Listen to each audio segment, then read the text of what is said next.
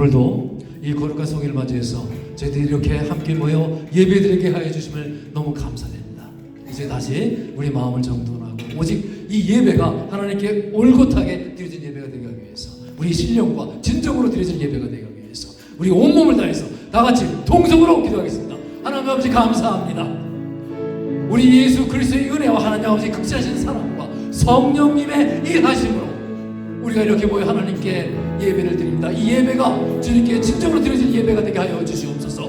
지금 저희들이 이 자리에 어느 곳에 있든지 간에 오로지 하나님께 초점을 맞추고 하나님께 오로지 열과 성을 다해서 드려진 예배가 되게 하여 주시옵소서. 하나님 아버지 감사합니다. 저희들이 이 모두가 무릎을 꿇고 내 자신을 허물어서 회개하오니 예수 그리스도의 보혈로 깨끗하게 하심을 믿습니다. 하나님 아버지 저희들의 회개를 받아주시니 너무나 감사합니다. 이 시간 이 마음 저희들의 마음을 청결하게 하여 주옵시고 주님께서 선포되는 그 말씀을 오로지 깨끗하게 그대로 받아들이면서 그 말씀이 나의 능력이 되어서 이 세상을 이겨낼 수 있는 능력 있는 성도가 되게 하여 주시옵소서. 하나님 아버지 감사드리옵나이다. 이 세상은 지금도 여전히 두렵고 떨고 어려움 속에 갇혀 있습니다. 그러나 주님 주신 그 능력으로, 주님 주신 그 말씀으로 이겨나가고 헤쳐나가게 하여 주시옵소서. 믿음이 없는 성도도 있습니까? 이 시간 그 믿음이 다시 성장하고 자리 잡는 시간이 되게 하여 주옵시고, 건강과 아픔으로 허덕이고 있는 성도들이 있습니까? 지금 이 시간 주님 그 치유의 성령이 임하시어서 고쳐지는 역사가 일어나게 하여 주시옵소서. 온몸으로 성령 하나님께 감사드리며 이 모든 것 우리 주 예수 그리스도의 이름으로 기도했습니다. 아멘. 우리 다같이 405장 찬송가 부르시겠습니다.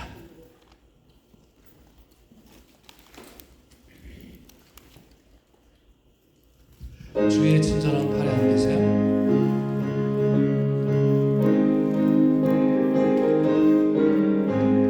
주의 친절한 팔에 안기세 우리 마음이 평안하리니 항상 기쁘고 복이 되겠네. 영원하신 팔에 안기세 주의 팔에 그 크신 팔에 안기세 주의 팔에 영원하신 팔에 안기세.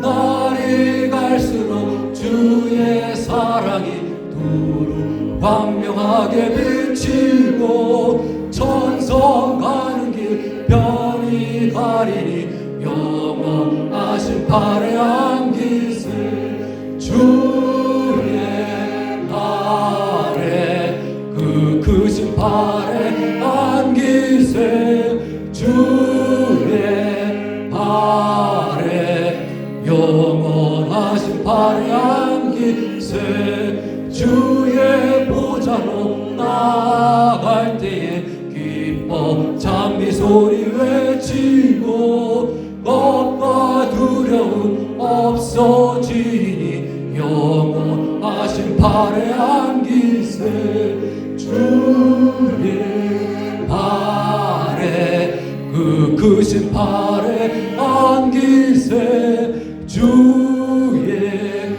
팔에 영원하신 팔에 안기세. 아멘. 우리 이진희 선생님께서 오늘 예배를 위해서 기도해 주시겠습니다.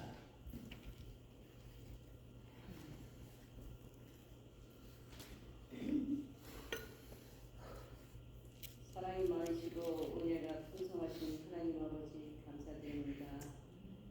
오늘도 새날을 주시고 생명을 주셔서 감사합니다. 하나님의 은혜 속에 살아온 저희들이 이 시간도 하나님을 간절히 사모하는 심령으로 예배드리오니 찬송과 영광을 받아주시옵소서. 주님, 지난 한 주간도 저희는 이 세상의 삶에 취하여 살면서 주님의 말씀을 따라 살기보다는 세상 것들에 더 욕심을 채우려고 노력했음을 고백합니다. 세상을 믿음으로 살아가기에 너무도 연약하고 부족하고 무너지기 쉬운 저희들을 주님의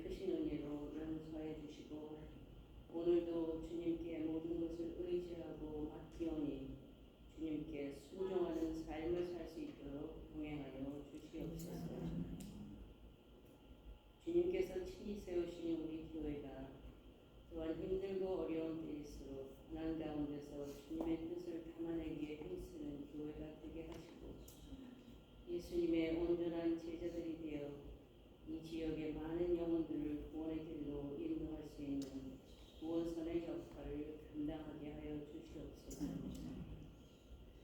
오늘도 예비하신 주님의 복된 말씀을 들고 단위에 서시는 목사님을 기억하여 주시고 선포하시는 말씀을 권세 있게 하셔서 저희 모두에게 은혜가 넘치게 하옵시고 저희가 드리는 이 예배가 온 마음과 뜻과 힘을 다하여 드리는 예배가 되게 하여 주옵소서. 우리 모두에게 참된 예배자로 하나님 앞에 서게 하여 주옵소서. 모든 것을 사랑과 평강의 하나님께 감사드리오며 거룩하신 예수 그리스도의 이름으로 기도드립니다.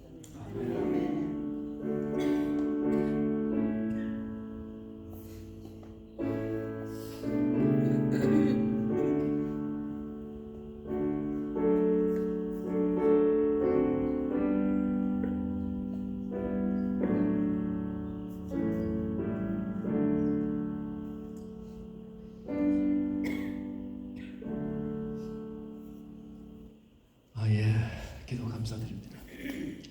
자, 우리 공동체 소식 보겠습니다. 주보 참조하시겠어요? 자, 우리 함께 인사 나누겠습니다. 사랑합니다. 감사합니다.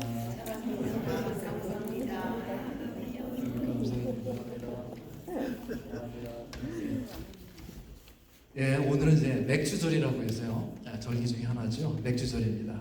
맥주 감사절. 맥주절이 아닙니다. 맥추절입니다.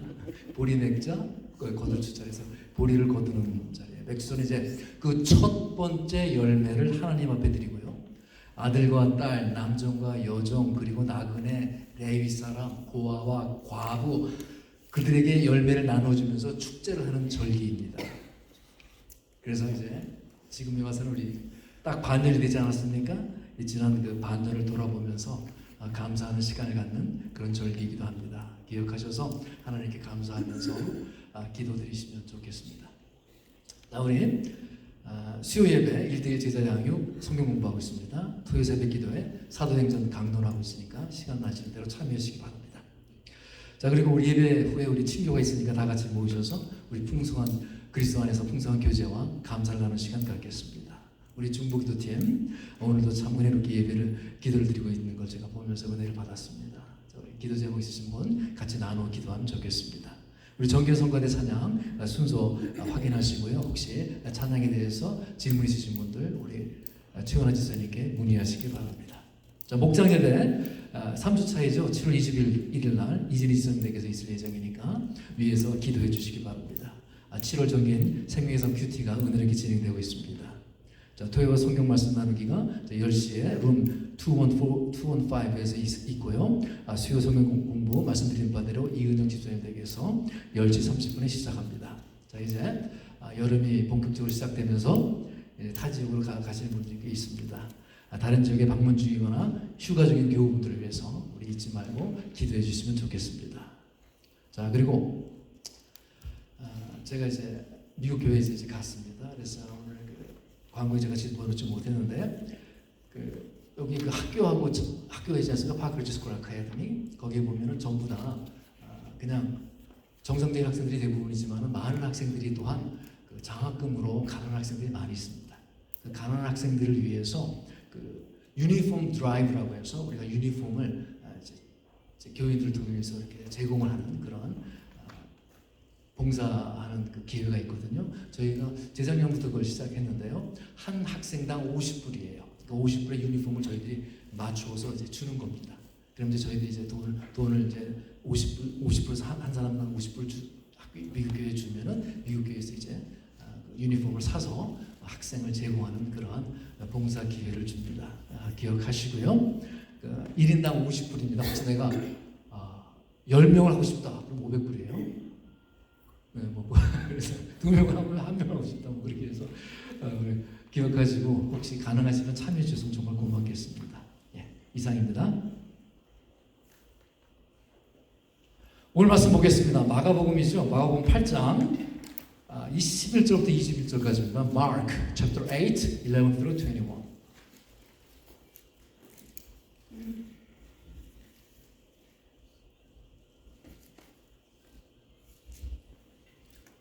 제 성경책은 신약 성경 67쪽입니다.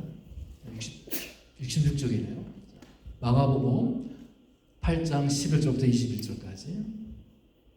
Mark chapter 8, 11 through 21.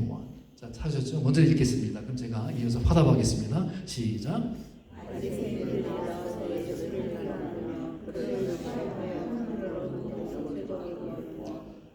예수께서 마음속으로 깊이 탄식하시며 이르시되 어찌하여 이 세대가 표적을 구하느냐? 내가 진실로 너에게 이르노니 이 세대에 표적을 주지 아니하리라 하시고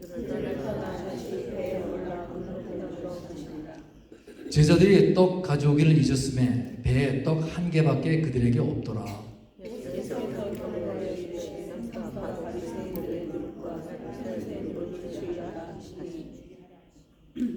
제자들이 서로 수군거리기를 이는 우리에게 떡이 없음이로다 하거늘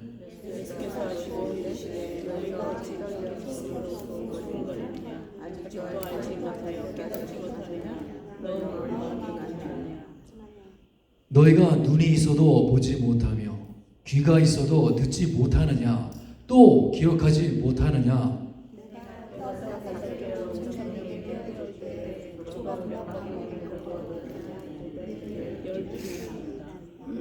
또 7개를 4,000명에게 떼어줄 때에 조각 몇 광쥐를 거두었더냐 이르되 7이니이다.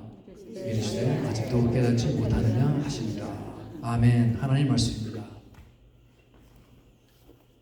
우리 성가대 찬양하겠습니다.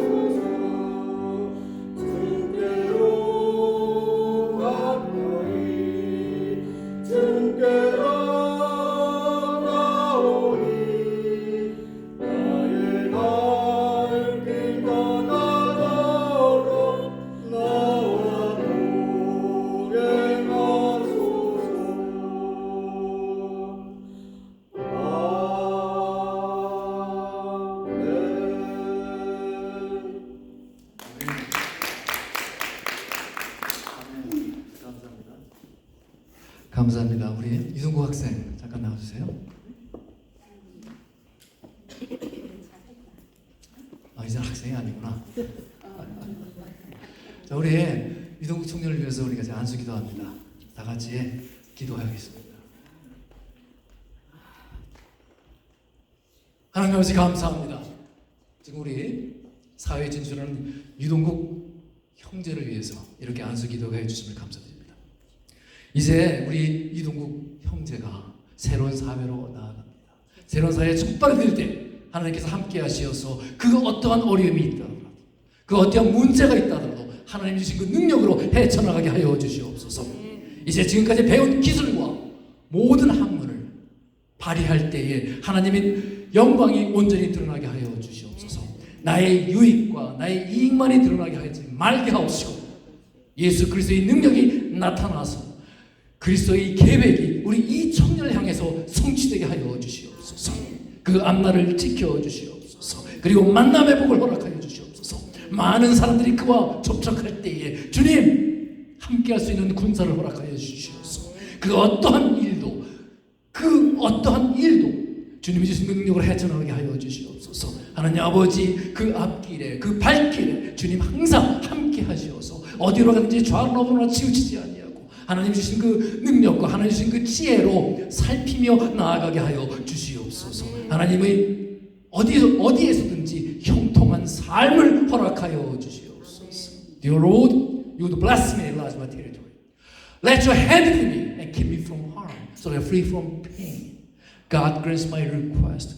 The Lord is my light, the Lord is my salvation. I am not afraid of my circumstances. Lord is my fortress, protecting me from my dangers. I can do all things through Him who strengthens me. God in sovereignty guide my steps. God in grace leads me when I fall. God in riches supplies for all my needs. 이 모든 것 우리 주 예수 그리스도 이름으로 간절함을 담아 안수 기도드렸사옵나이다. 아멘. 박수 쳐주시고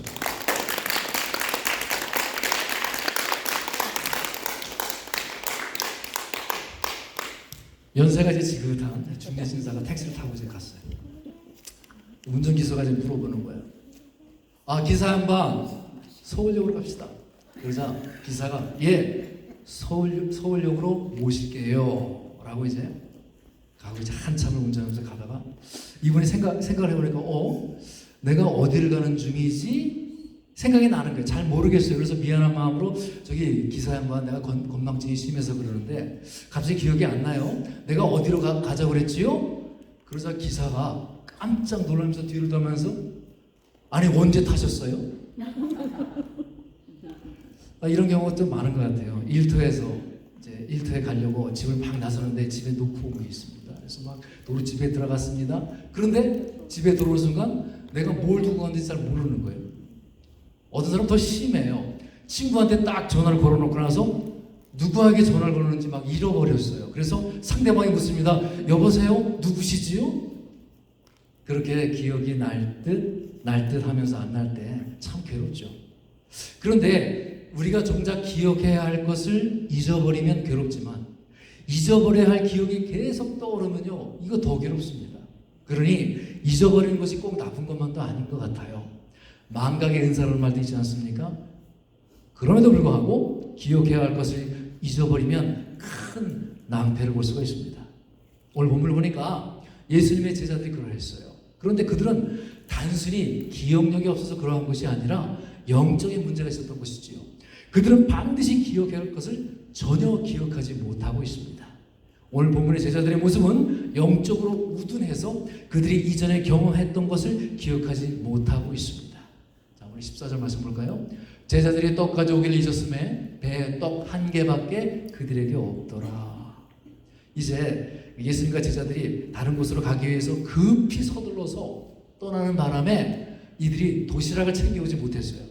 그런데 배를 타고 가다 보니까 떡을 준비하지 못해서 딱 한 개만 남은 것이지요. 아마 제자들이 그때 아마 배가 많이 고팠던 것 같아요. 그러자 그들의 마음이 금방 그 먹는 것에 지배를 당하기 시작합니다. 아니 어떤 바보 녀석 순번인데 떡을 안 챙긴 거야.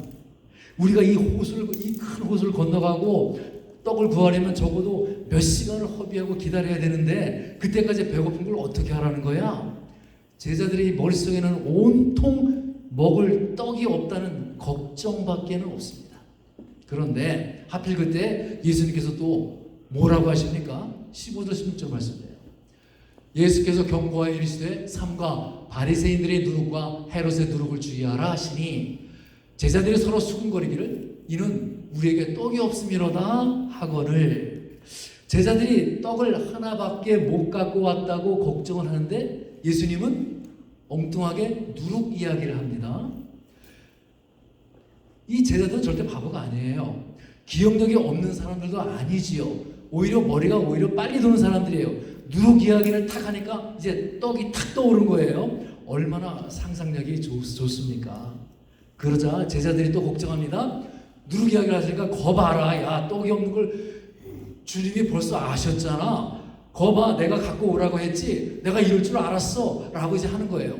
그들은 이미 5병 2여의 기적을 체험했고 7병 2여의 기적을 체험했는데 그 현장 속에 있었던 제자들이 또 먹을 것 때문에 걱정을 하고 있습니다. 두 기적의 공통된 교훈이 무엇이지요? 주님께서 함께 하시면 문제될 것이 없다는 것이죠. 예수님이 계시면 문제를 극복할 수 있다는 것입니다. 예수님의 문제의 해결자가 되십니다. 기적을 통해서 문제를 그가 해결해 주셨습니다. 우리의 모든 필요에 대한 공급자임을 그 기적을 통해서 그분이 증명을 해 주셨습니다. 그 엄청난 숫자를 보리떡 5개와 물고기 2마리, 또 다른 큰 무리를 떡 7개와 물고기 2마리로 먹이셨습니다. 그런데도 제자들은 또 걱정을 하고 있어요. 떡이 없어. 그러한 제자들을 향해서 주님이 무엇이라 하십니까?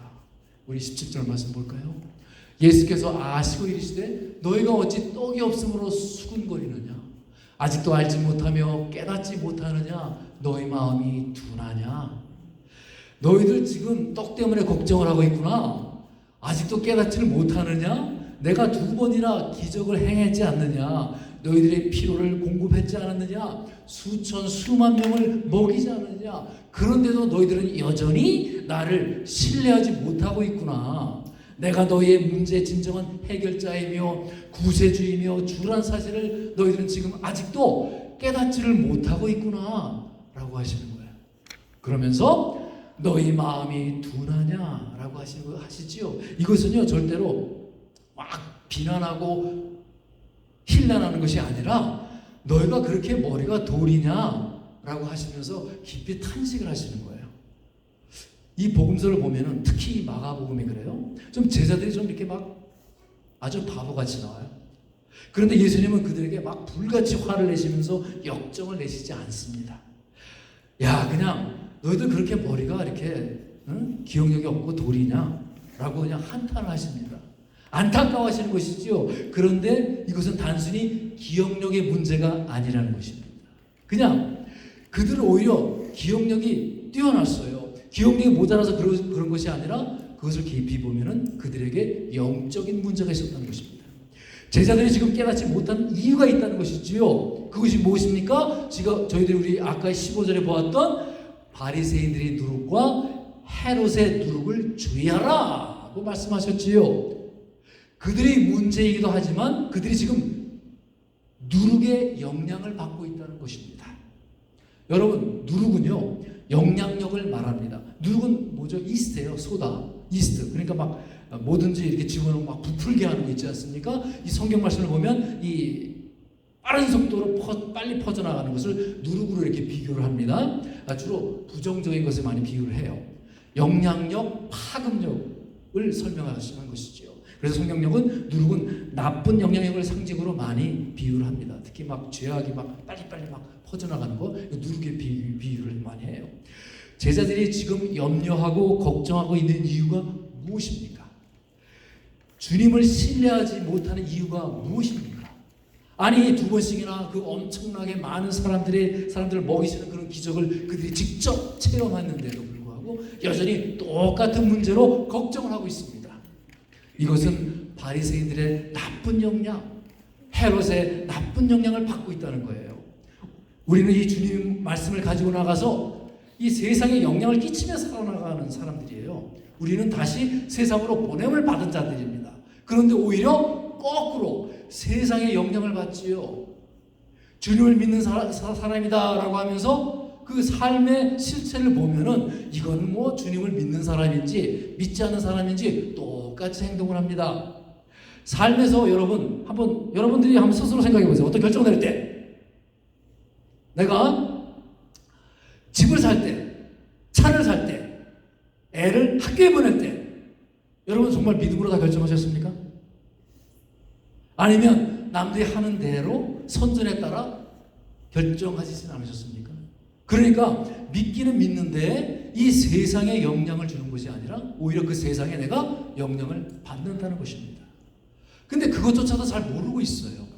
그러다 보니까 이 주님을 신뢰하는 게 약해지고요. 조금만 어려우면 떡이 없네 라는 소리가 나오는 것이죠. 그렇게 체험을 해놓고도 또 떡이 없네 라고 제자들과 같은 답변을 하는 것입니다.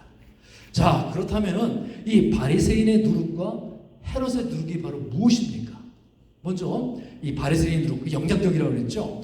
누가복음 12장 1절을 보면 예수님께서는 바리새인들의 누룩, 곧 외식을 주의하라라고 하십니다. 바리새인들의 누룩을 외식, 즉 위선이라고 하십니다. 이것은 뭐죠? 겉으로만 꾸미는 걸 얘기하는 거예요. 안으로 내용은 갖추지 않은 채 그저 바깥에만 그럴듯하게 꾸미기를 좋아하는 것을 말을 합니다.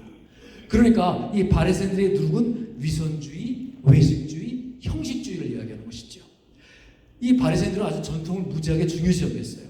이 종교의 형식과 틀을 지키는데 아주 민감했습니다. 그런데 그들이 결정적인 잘못은 무엇입니까? 그들이 종교적인 형식과 겉모습을 갖추는 데는 열심히 있었지만 그 내용을 갖추는 데는 실패를 했다는 것입니다. 속으로는 그렇지 않으면서도 겉으로는 그냥 그들이 그런 척 했다는 것이죠. 그래서 예수님은 그들을 책망하시면서 뭐라 하십니까? 회칠한 무덤이요 라고 했죠. 그것이 비유의 말씀이에요. 이 무덤이라고 하는 것은 그 시체가 썩고 더럽고 부정한 것이잖아요. 그런데 그것에 회칠을 해서 겉으로는 그저 그럴듯하게 무덤인 것처럼 보이지 않게 해놓은 것이거든요. 이처럼 바리새인들이 그렇다는 것이에요. 예수님께서 이러한 바리새인들의 특징을 아주 정확하게 지적을 하십니다. 마태복음이죠. 23장 23절 말씀 한번 볼까요? 화 있을진저 외식하는 서기관들과 바리새인들이여 너희가 박하와 회양과 근처의 11조는 드리되 율법이 더 중한 바 정의와 긍휼과 믿음은 버렸도다. 그러나 이것도 행하고 저것도 버리지 말아야 할지니라. 자, 우리 자신을 보면 이 바리새인들보다 못한 게 아닌가 할 때가 또한 많이 있습니다. 우리가 그저 형식에 얽매여서 외모를 치장할 때가 너무 많이 있잖아요. 남들의 눈과 시선을 의식해서 그저 외식을 할 때가 얼마나 많이 있습니까? 우리가 외모에 치장하는 것, 외모에 신경 쓰는 것, 그것의 한 10분의 1만이라도 내 내면을 가꾼다면 아마 우리의 모습이 달라지진 않았을까요? 자, 그렇다면 예수님께서 책망하신 핵심은 무엇입니까? 예수님 지금 11조에 대해서 말씀하시는 게 아니에요. 그들이 열심히 낸 11조는요, 당시 종교인들의 대표적인 특성입니다. 박하와 회양과 근처에 11조를 드렸다고 그러죠? 이것은 뭐 다른 말 아니면 여러분 집에서 뭐 우리가 조그맣게 뭐 토마토도 심고 고추, 부추, 깻잎 뭐 이런 것들 심어서 그 열매, 결실을 거두어서 여러분 그것을 11조로 내시는 분 계십니까? 바리새인들은요 그런 식물 심은 것까지도 막 계산을 해서 11조로 드렸다는 거예요. 그래서 하나님을 정말 열심히 믿는 사람이라는 칭찬을 받았다는 것이지요. 요즘식으로 말하면 뭐 헌금도 열심히 드리고 주일에 꼬박꼬박 잘 나오고 예배 열심히 참여하고 찬송하고 기도하고 성경 공부하고 큐티하고 봉사도 열심히 하는 모습입니다. 그런데 그건 나쁜 게 아니에요. 좋은 것들입니다. 예수님은 그러지요. 그것은 신앙하는 삶에 있어서 꼭 필요한 것들이야. 그런데 너희에게는 정의와 긍휼과 믿음을 실천하지 못하는구나.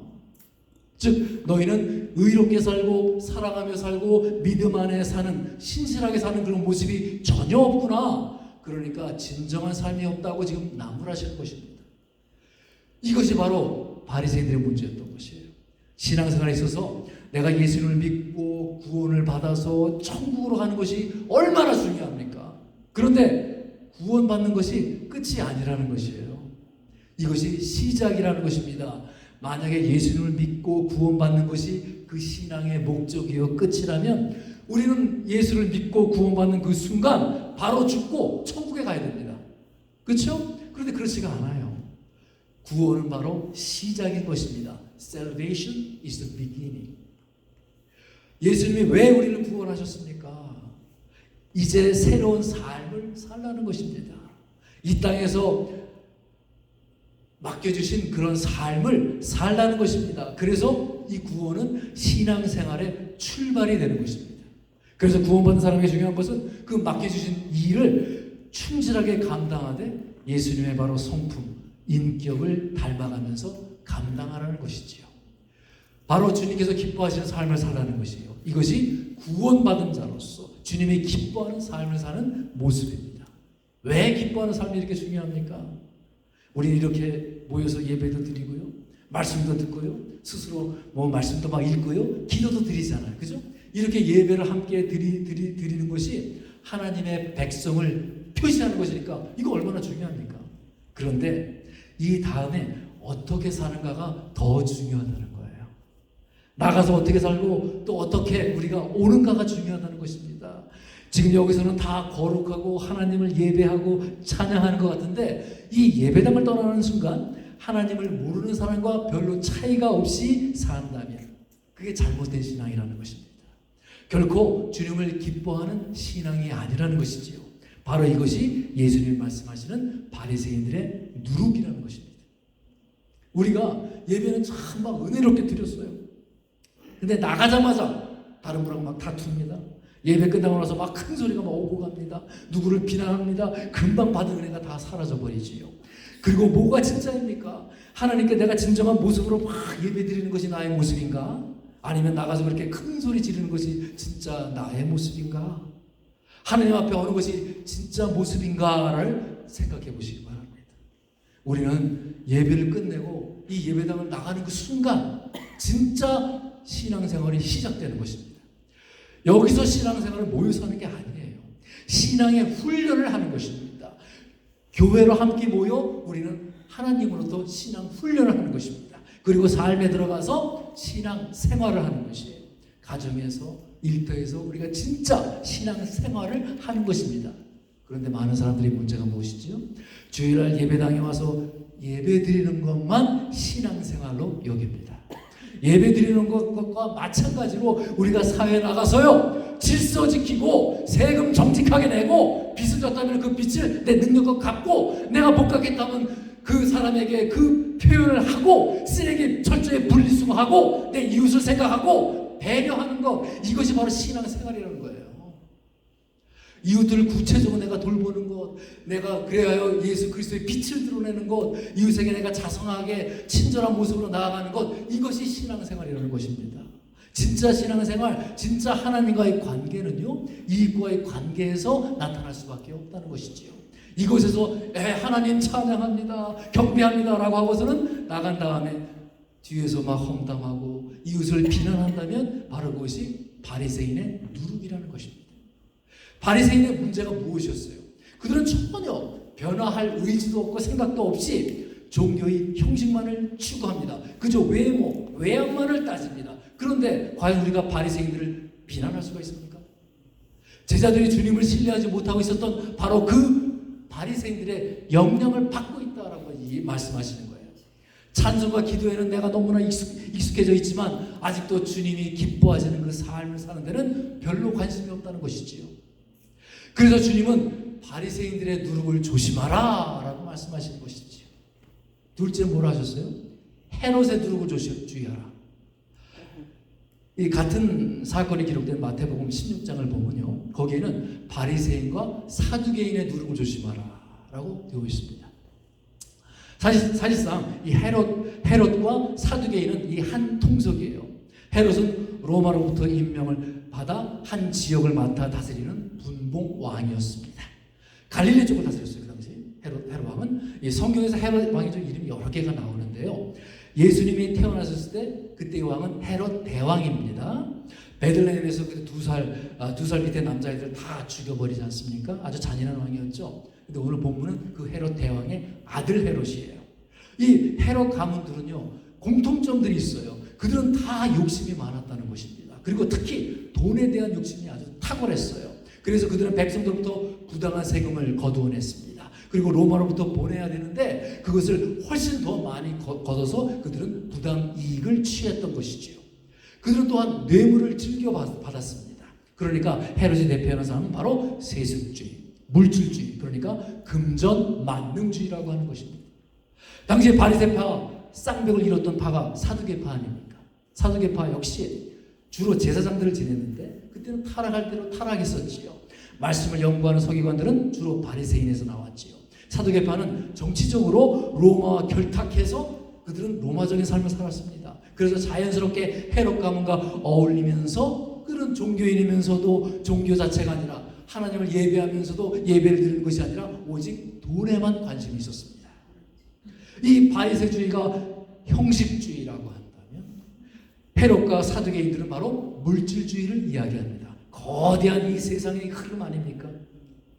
이 형식주의와 물질주의. 우리가 그 거대한 그 흐름에 어떻게 역류해서 헤쳐나오고 살아갈 수가 있겠습니까? 이 세상의 큰 두 물줄기. 예수님은 제자들이 이 헤롯주의의 영향을 받고 있다는 것입니다. 세상에 주님의 말씀을 가지고 영향을 전혀 주지는 못하고 오히려 물질주의의 영향을 받고 있다는 것입니다. 그들의 주님을 온전히 신뢰하지 못한다고 말씀하십니다. 그들의 눈이 멀어버린 원인이 바로 이 물질주의 때문이라는 것이죠. 만몬주의 때문이라는 것이죠. 그래서 헤롯의 누룩을 주의하라. 그런데 그들은 예수님이 누룩 이야기를 하니까 바로 떡이 없네? 이렇게 생각해요. 완전 동문서답이죠. 예수님께서는 바리새인들의 누룩과 헤롯의 누룩을 주의하라고 하시는데 그들은 떡만 생각하고 있습니다. 떡이 없으니까 누룩 얘기를 하시는구나 이렇게 생각하는 거예요. 예수님도 그저 자기들과 같은 그런 생각을 하는 줄 알고 있었던 것이죠. 제자들을 지배하고 있었던 것은 바로 오직 그 물질에 대한 관심이었던 것입니다. 사실 물질, 이 돈은 우리 시대의 이 최대의 관심사 아닙니까? 이 캐피털리즘, 자본주의 시대에서는. 심지어 하나님을 믿는 우리 그리스도인들도 돈 앞에 무릎을 꿇는 모습들이 얼마나 많이 있습니까? 뇌물 앞에 넘어진 사람들이 너무 많아요. 정치인도 그렇고요. 목회자들도 그렇습니다. 헤롯의 누룩이 얼마나 강력한지 모릅니다. 물론 돈은 필요합니다. 성경은 그 물질의 필요를 부정하지 않아요. 돈은 그 자체로 가치 중립적입니다. 좋은 데 쓰면 좋은 것이고 나쁜 데 쓰면 나쁜 것입니다. 그러나 돈은 숭배의 대상이 돼서는 안 된다는 것이죠. 우리가 헤롯의 노릇을 어떻게 극복할 것입니까? 그래서 예수님이 반복해서 여러 번 말씀하시죠.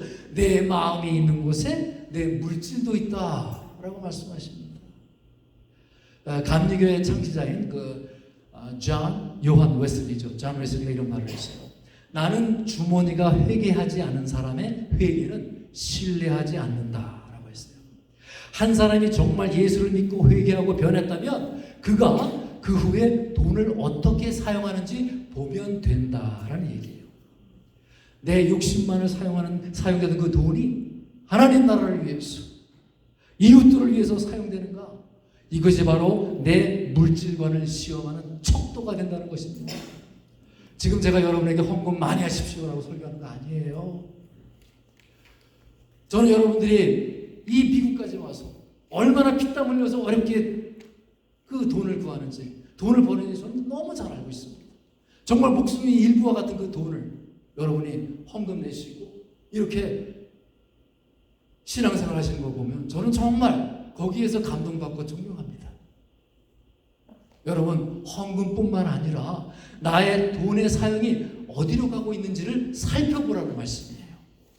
헤롯의 누릇의 영향을 받고 있는지 아니면 내가 그것을 극복하는 삶을 살고 있는지를 보라는 거예요. 사실 하나님은 우리의 돈도 필요 없어요. 우리의 헌신도 우리의 전도도 다 필요 없으신 분이에요. 혼자 다 하실 수 있는 분이에요. 그럼에도 불구하고 우리를 받아주시고 사용해 주시고 그 전도에 미련하는 것을 사용하세요. 왜 그렇습니까? 왜 우리를 예배하게 하시고 헌금하게 하시고 봉사하게 하십니까? 그것은 우리에게 하나님이 기회를 주려고 하시는 것입니다. 하나님 나라의 기쁨을 맛보게 하려고 하시는 것입니다. 그래서 우리를 그 하나님의 동역자로 사용해 주시는 그 주님으로 기뻐하는 것입니다. 많은 분들이 고민을 하고 있어요. 나는 분명히 하나님의 자녀인데 오늘도 가야 할 길을 잃어버리고 하루하루 겨우 살아갑니다. 목구멍에 포도청이란 말이 자연스럽게 나와요. 그저 주님이 기뻐하시는 삶을 내가 살아야 될 터인데, 아니 목사님은 맨날 뭐 전도자의 삶을 살아라, 성교의 삶을 살아라 그러는데 그걸 어떻게 살아갈까? 너무너무나 먼 거예요. 그리스도인은 보내심을 받은 사람이라는데 어떻게 살아야 될까? 이 세상 속에서 그 삶을 내가 들여다보니까 전혀 믿는 사람과 믿지 않는 사람의 달라 보이지 않아요. 가정에서나 직장에서나 내 신앙이 좀 너무 밋밋한 것 같고 능력이 없는 것 같아요. 여러분, 그래도요, 실망하지 마십시오. 여러분, 우리가 주님으로 기뻐하는 것이야말로 내가 주님을 가장 잘 전달하는 길입니다. 그게 선교의 삶입니다. 그래서 그 하박국 선지자가 이런 고백을 하지 않습니까? 비록 무화과 나무가 구성치 못하고 포도나무에 열매가 없고 감람나무에 소출이 없고 우리의 양이 없고 외양간에 소가 없고 밭에 식물이 없을지라도 내가 여호와로 즐거워하며 내가 하나님으로 기뻐할지어다. 그럴 때 그 신앙의 능력이 우리에게 나타나기 시작합니다. 우리에게 하나님의 살아계심이 증거되기 시작합니다. 이것이 모든 게 풍족해서 믿음이 증거되는 게 아니라는 거예요. 그래서 우리가 힘들고 어렵을지라도 기쁨을 잃지 않는 것이 중요합니다. 여러분, 내가 죽을 상황이 있을지라도 정말 여유로운 마음이 있다면 그거 얼마나 좋습니까? 여러분, 세상 고민 다 짊어지고 우울한 표정으로 살지 마십시오. 정말 주님이 여러분의 마음속에 계시다면 우울하지 않습니다. 왜냐하면 내 안에 주신 게 주님이 나보다 훨씬 더 크신 분입니다. 내 안에 계신 주님이 이 세상보다 훨씬 더 크신 분입니다. 늘 평안하고 늘 그 주님으로 인해서 기쁜 것이지요. 주님께서는요, 내 기도에 응답해 주시지 않더라도 내 기도를 들으시는 분이고 내 기도를 들으시는 분이 바로 그 나의 아버지가 되신다는 것이지요. 응답은 주님께서 하실 것입니다. 그래서 바른 믿음은요, 그래서 신선할 수밖에 없어요. 그래서 좋은 믿음을 보면요, 내가 따라하고 싶은 아주 매력적인 것으로 보입니다. 누구한테 내가 복음을 증거해야 할지 그건 다음 문제예요. 여러분, 주님을 잘 누리는 게 중요합니다. 내가 충분히 누리고 있으면 누군가가 관심을 갖게 되어 있습니다. 그러면 관계를 통한 전도가 시작됩니다. 하나님을 정말 내가 진심을 다해서 내가 사랑하고요, 그 하나님을 내가 누려야 합니다. 우리가 그렇게 내가 하나님을 좋아하면, 주님을 사랑하면 이거 감출 수가 없어요. 주님을 사랑하는 사람은 감출 수가 없어요. 드러날 수밖에 없습니다. 여러분, 주님은 여러분의 발을 씻어주시기를 지금도 원하십니다. 아니, 감히 내가 어떻게 주님 앞에 발을 내밀어? 주님 뭐라고 하시죠? 너는 나와 상관이 없다 하십니다. 여러분, 주님이 베풀어 주신 것을 먼저 잘 받으십시오. 그리고 그 받은 것을 내 이웃에게 조금씩 흘려보내는 것, 그것이 여러분 신앙생활입니다. 그런데 여러분, 여기서 기억해야 할 것은요, 내가 누리는 것보다 더 잘 흘려보내는 길은 없다는 것입니다. 자, 예수님은 아직도 떡 이야기를 하고 있는 제자들의 모습을 보면서 너무너무 안타까우십니다. 그래서 18절에 또 말씀하시지요. 너희가 눈이 있어도 보지 못하며 귀가 있어도 듣지 못하느냐, 또 기억하지 못하느냐. 이것을 보십시오. 얼마나 제자들이 무엇을 봐야 합니까? 주님을 봐야 합니다. 온 우주를 창조하신 그 주님, 그 전능하신 주님, 오병이어와 칠병이어의 기적으로 사람들의 필요를 공급해 주시는 그 주님께서 지금 나와 함께 계시다는 것입니다. 그 제자들과 함께 계시다는 것입니다. 그럼에도 불구하고 제자들은 주님을 보지 못하고 그 떡 한 개 남은 것만을 보고 있는 것이에요. 19절부터 21절 말씀 보겠습니다. 내가 떡 5개를 5,000명에게 떼어줄 때에 조각 몇 바구니를 거두었더냐? 이르되 12이니이다. 또 7개를 4,000명에게 떼어줄 때에 조각 몇 광지를 거두었더냐? 이르되 7이니이다. 이르시되 아직도 깨닫지 못하느냐 하시죠. 이것을 보세요. 지금 대답은 참 잘해요, 그죠? 머리는 참 빨리 돌아가는 것 같아요. 정확히 기억을 하고 있습니다. 그런데 정작 필요한 것은 기억하지 못하고 있는 모습입니다. 주님께서 옆에 계신 것을 그들은 보지 못하고 있습니다. 여러분, 우리의 시선은 지금 어디를 향하고 있습니까? 정말 우리 눈이 열려서 살아계신 주 하나님을 우리가 볼 수 있기를 바랍니다. 지금 내 삶에 문제가 일어나고 있더라도 그 놀라운 일을 놀라운 일을 이루시는 주님께서 지금 함께하고 계시는데 걱정할 필요가 없다는 것이지. 왜 너희는 눈이 있어도 보지 못하느냐? 왜 너희는 귀가 있어도 듣지 못하느냐? 지금 하나님께서는 안타깝게 말씀하시고 계십니다.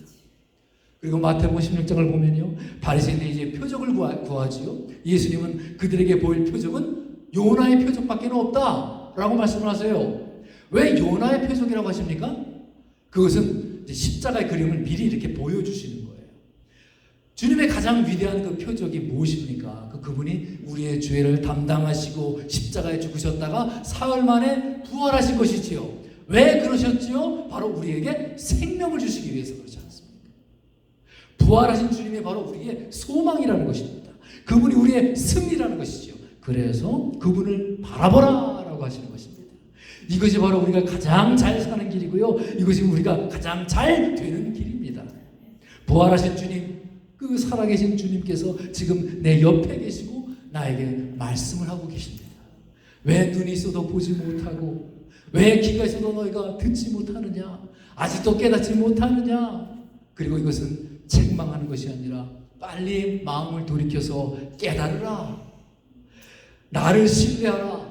내가 너희와 함께하니 염려할 필요가 없도다 라고 말씀하십니다. 주님이 이처럼 내게 주신 그 음성인 것을 믿고 그 주님을 믿고 따라가는 우리 모든 삶이 되기를 예수 주 그리스도 이름으로 축복드립니다. 자, 우리 다 같이 주신 말씀 붙들고 기도하겠습니다. 우리 예수님은 우리의 죄를 담당하시고 십자가에 죽으셨다가 사흘 만에 부활하셨습니다.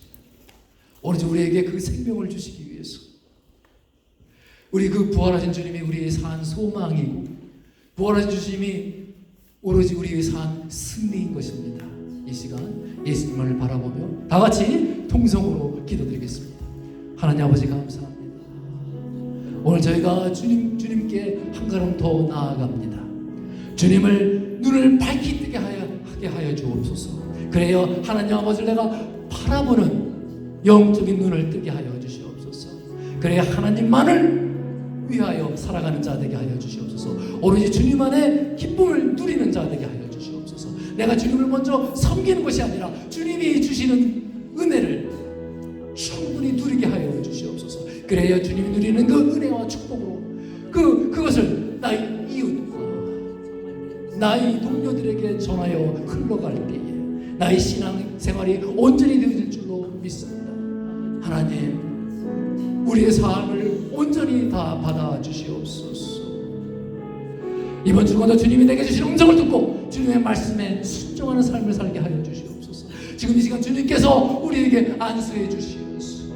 주님의 축복과 평안으로 주님 나아가게 하여 주시옵소서. 그래야 바리새인들이 누룩과 헤롯의 누룩을 영유해서 승리할 수 있는 믿음의 능력 있는 종들이 되게 하여 주시옵소서.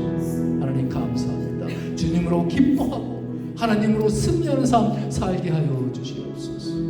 이 모든 것 우리 주 예수 그리스도 이름으로 기도합나이다.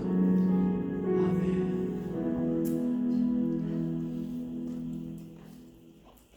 우리 찬송가 449장입니다. 우리 다 함께 일어서셔서 부르시겠습니다.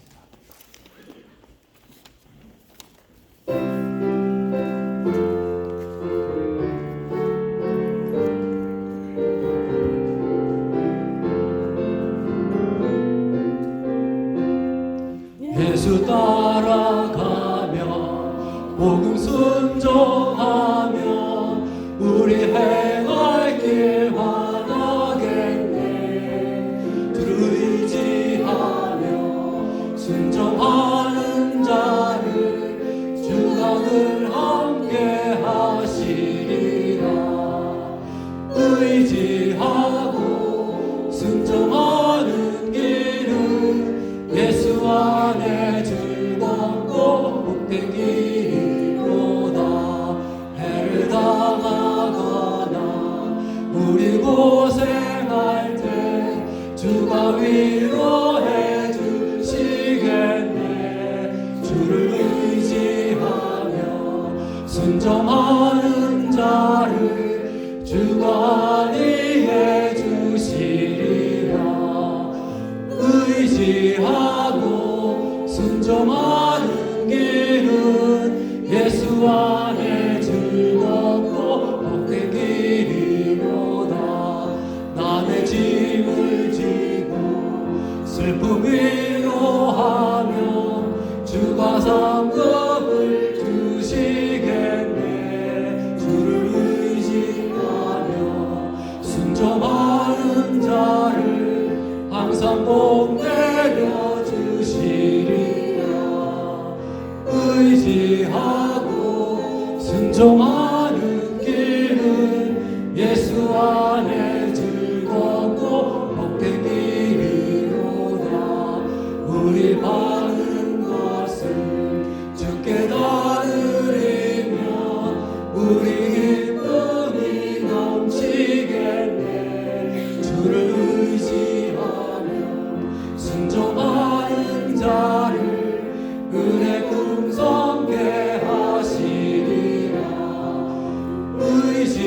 의지하고 순종하는 길은 예수 안에 즐겁고 복된 길이로다. 주를 힘입어서 말씀 잘 배우고 주를 모시고 살아가세. 주를 의지하며 항상 순종하며 주가 사랑해 주시리라. 의지하고 순종하는 길은 예수 안에 즐겁고 복된 길이로다.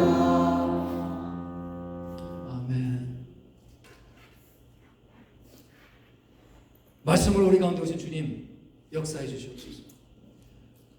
우리가 주님의 말씀을 더욱 소원합니다. 오늘도 사랑하는 주의 모든 성도들 주님 받아주시옵소서. 우리들은 이 예배를 받아주시옵소서. 저들이 예물을 받으신 것처럼 저들의 삶 전체를 받아주시옵소서. 우리의 마음을 담아 11조 감사하고 성경과 부재하고 봉헌합니다. 주님을 정말 사랑해서 영혼으로 주님을 전하게 하여 주시옵소서. 주님의 뜻대로 살게 하여 주시옵소서. 오늘 사랑하는 성도들에게 하나님의 은혜를 충만히 부어 주시옵소서. 저들의 가정이 온전히 구원받게 하여 주시옵소서. 저들의 기업에 복을 주시어서 어려운 때에 하나님의 영광을 위해 살 힘을 주시옵소서. 병든 이들에게는 주님의 손으로 고쳐 주시옵소서. 우리들의 자녀들이 하나님의 영광을 위해서 귀하게 살게 하여 주시옵소서. 이제는 우리 구주 예수 그리스도의 은혜와 하나님 아버지 무한하신 사랑 그리고 성령의 눈뜨게 하심,